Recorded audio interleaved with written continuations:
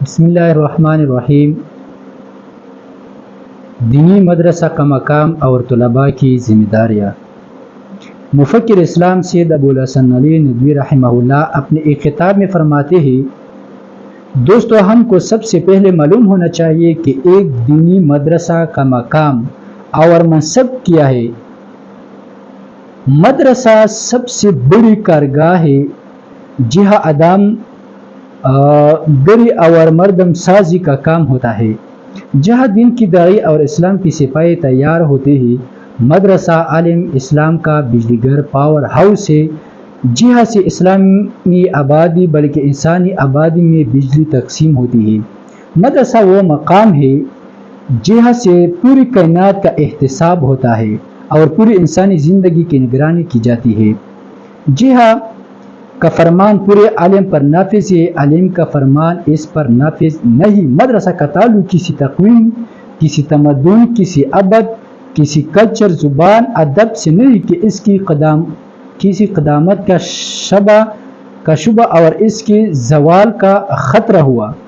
اس کا تعلق براہ راست نبوت محمد صلی اللہ علیہ وسلم سے ہے، جو عالمگیر بھی ہے اور زندہ جاوید بھی۔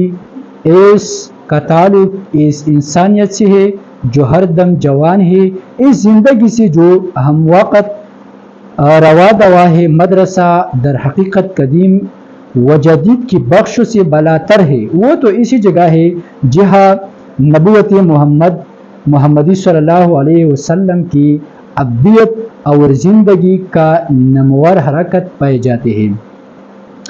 حضرت کسی مدرسہ کے لیے اس سے بڑھ کر قابل احتجاج اور قابل اعتراض لفظ نہیں ہو سکتے کہ وہ محض ایک دارالاثار یا کسی قدیم عہد کی یادگار ہے۔ میں اس کو مدرسہ کے حق میں ازالہ حیثیت اور فی کے مترادف سمجھتا ہوں۔ میں مدرسہ کو ہر مرکز سے بڑھ کر مستحکم طاقتور زندگی کی صلاحیت رکھنے والا اور حرکت و نمو سے لبریز سمجھتا ہوں۔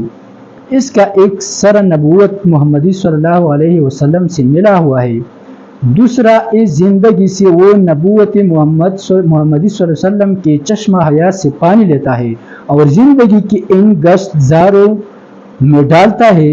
وہ اپنا کام چھوڑ دے تو زندگی کا قید سوکھ جائے اور انسانیت مر جانے لگے۔